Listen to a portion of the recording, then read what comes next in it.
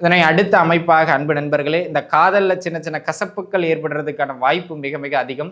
அல்லது ஒரு காதல் கட்டாகி மறுகாதலில் கனெக்ட் ஆகக்கூடியது மாதிரியான சில கலைபுரங்கள்லாம் நடைபெறுவதற்கான வாய்ப்புகளும் மிக அதிகம். ஆக லவ்ல இருக்கிறவங்க கொஞ்சம் கவனித்து இருந்து கொள்ள வேண்டியது மிக மிக அவசியமான ஒன்று அப்படிங்கிறத நீங்கள் புரிஞ்சுக்கிடணும்.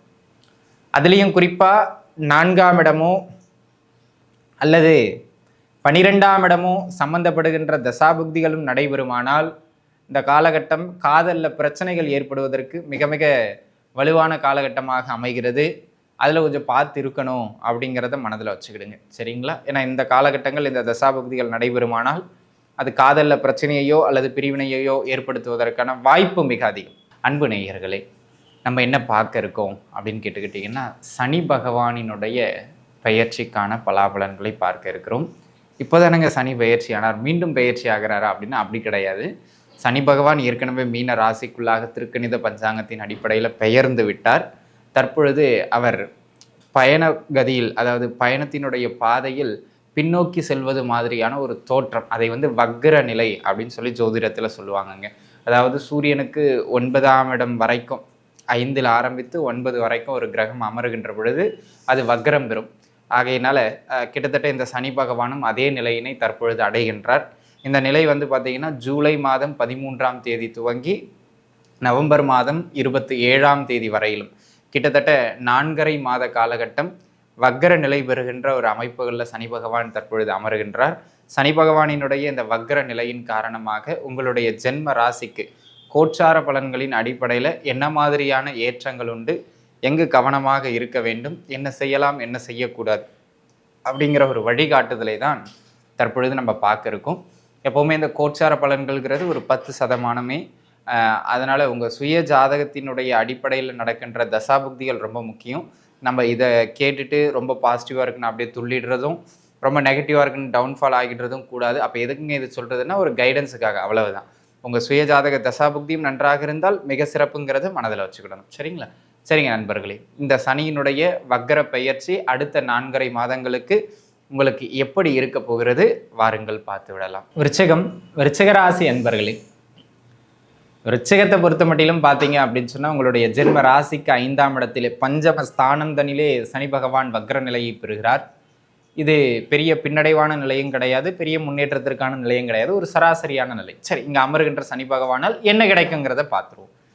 அன்பு நண்பர்களே, இந்த காலகட்டம் சொத்து பத்து சேர்க்கைக்கு மிகச்சிறப்பான காலகட்டம். ஒரு இடம் வாங்கிறது, ஒரு வீடு வாங்கிறது, ஒரு வண்டி வாகன சேர்க்கை பெறுவது அப்படிங்கிற மாதிரியான அமைப்புகளில் சொத்து பத்து சேர்க்கையை ஏற்படுத்துவதற்கு மிக மிக சிறப்பான காலகட்டமாக இந்த காலகட்டம் அமைகிறது அப்படிங்கிறத நீங்கள் புரிஞ்சுக்கிடணும்.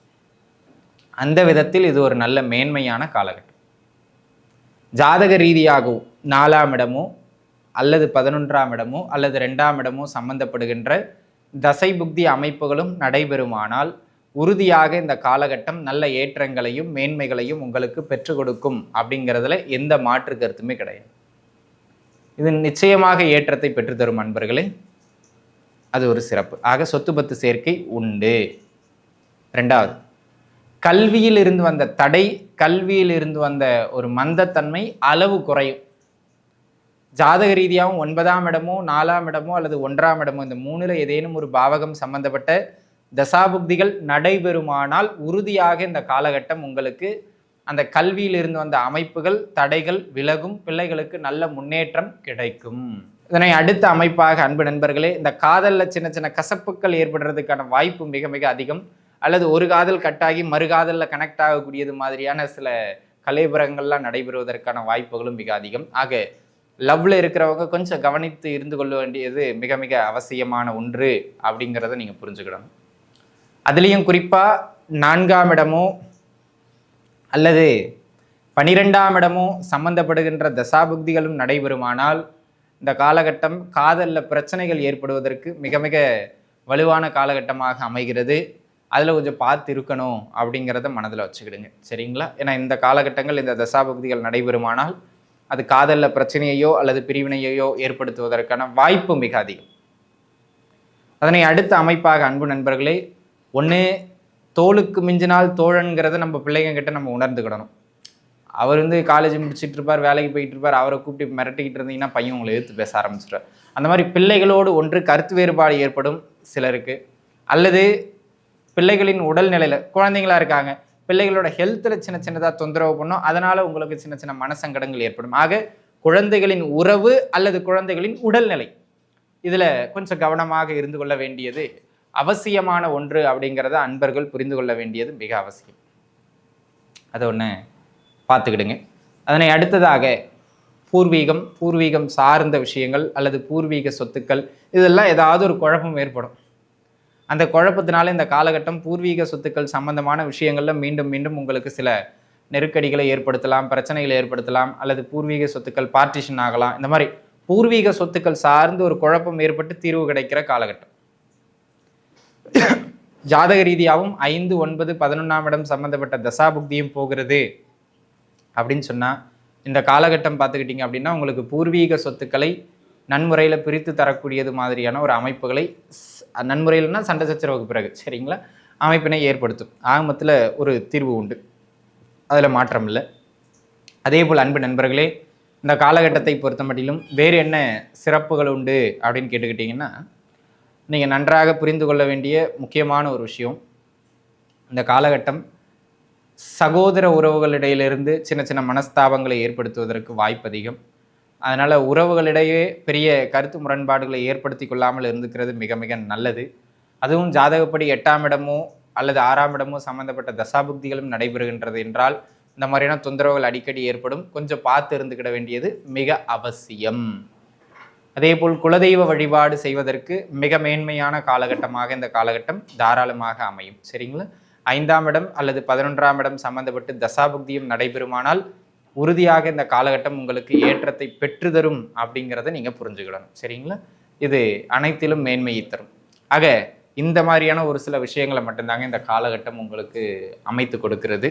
தசாபுக்தியில் நன்றாக இருக்கிற பட்சத்தில் உறுதியாக நன்மை தரும். ஆனாலும் இது 10% தான், அதில் எந்த மாற்றமும் கிடையாது. இப்போ உண்மையிலேயே இந்த வக்கர சனியினுடைய பயிற்சியானது உங்களுக்கு நன்மையை தருமா அல்லது தீமையை தருமா? எப்படிங்க ஜாதகப்படி கண்டுபிடிக்கிறது அப்படின்னு கேட்டிங்கன்னா, விருச்சிக ராசிக்காரங்க இருக்கீங்க இல்லையா, எல்லாரும் உங்கள் சுய ஜாதகத்தை கையில் எடுத்துக்கங்க. அதில் ராசி கட்டம்னு ஒரு கட்டம் இருக்கும், அந்த கட்டத்தை கையில் வச்சுக்கோங்க. உங்களுடைய ஜென்ம ராசி விருச்சகம், அந்த விருச்சகத்திலிருந்து அப்படியே 5ஆவது வீடு தான் மீனம். அந்த மீனத்துக்குள்ளே தான் இப்போ சனி பகவான் வக்கர நிலை பெறுகிறார். அந்த மீன ராசிக்குள்ள உங்கள் ஜாதகத்தில் என்ன கிரகம் இருக்குன்னு பாருங்க. அந்த கிரகம் மீன ராசிக்குள்ள இருக்கிற அந்த குறிப்பிட்ட கிரகம் குருவாக இருந்தால் நன்மை, சுக்கிரனாக இருந்தால் நன்மை, தனித்த புதனாக இருந்தால் நன்மை. இந்த மூவரில் யார் அங்கு இருந்தாலும் இந்த காலகட்டம் உறுதியாக நன்மையை பொருளாதார ரீதியாகவோ, தொழில் ரீதியாகவோ, ஆரோக்கிய ரீதியாகவோ, சொத்து சுக ரீதியாகவோ, உறவுகள் ரீதியாகவோ எப்படி வேணா தரும். நன்மைகள் உறுதி, அதில் மாற்று கருத்து கிடையாது. அது உங்களுக்கு இப்போ நான் சொன்ன அந்த 10%ல எந்த தீமை நடந்தாலும் நன்மையை தந்தே தீரும். அதுலயும் அங்க அமர்ற கிரகம் குருவோ சுக்கிரனோ புதனோ யாரேனும் அவங்க வக்ரமும் அடைஞ்சிட்டாங்க அப்படின்னா வெற்றி உறுதி. நிச்சயமாக இந்த காலகட்டம் நன்மைகளை அதிகமாக பெற்றுத்தரும் அப்படிங்கிறதுல மாற்று கருத்தே கிடையாது. சரிங்களா? இது ஒரு பாயிண்ட். சரிங்க, தீமை அமையணும்னா எப்படி இருக்குங்க ஜாதகத்தில் அப்படின்னு கேட்டுக்கிட்டீங்கன்னா, மீனத்துக்குள்ள, அதாவது உங்கள் ராசிக்கு 5ஆம் வீடான மீனத்துக்குள்ள செவ்வாய் அமர்ந்தாலும் சரி, சனி அமர்ந்தாலும் சரி, ராகு கேதுக்கள் அமர்ந்தாலும் சரி, சூரியன் அமர்ந்தாலும் சரி, இந்த 5வரில் யார் அங்கு அமர்ந்தாலும் அவர்கள் வக்ரம் பெற்றாலும் வக்ரம் பெறாவிடிலும் இந்த காலகட்டம் உறுதியாக ப்ரெஷர் பண்ணும், தொந்தரவு பண்ணும். அது தொழிலில் பண்ணலாம், ஆரோக்கியத்தில் பண்ணலாம், பண விஷயத்தில் பண்ணலாம். ஆனால் மேக்ஸிமம் தொழில், ஆரோக்கியம் அண்டு பண நெருக்கடி இதில் தான் கொஞ்சம் அதிக தொந்தரவுகளை ஏற்படுத்தும். சரிங்களா? ஆக இந்த மாதிரியான விஷயங்கள் எல்லாம் கொஞ்சம் பிரச்சனைக்குள்ளாக்கும். ஆக இதிலெல்லாம் கவனமாக இருந்துக்கிடணும். இவர்களுக்கு இந்த காலகட்டம் சிறப்பானது இல்லைங்கிறத நீங்கள் புரிஞ்சுக்கிடணும். அந்த விதத்தில் இந்த காலகட்டம் எச்சரிக்கையாக இருக்க வேண்டிய காலகட்டமாக அமைகிறது. ஆக விருச்சகத்துக்கு இப்படி தாங்க பொது பலன் எப்படி இருக்கணும்னு சொல்லிட்டேன், உங்கள் ஜாதகப்படி நன்மையா இல்லையானு சொல்லிட்டேன். உங்கள் ஜாதகத்தை வச்சு நீங்கள் செக் பண்ணிக்கிறது உங்கள் கடமை. இந்த ஜாதகத்தை வச்சு பார்க்கறது 40% உங்களுக்கு பொருந்தும். சரிங்களா? ஆக அனைத்து விருச்சிக ராசி அன்பர்களும் நன்றாக இருப்பீர்கள். வாழ்க வளமுடன். நன்றி.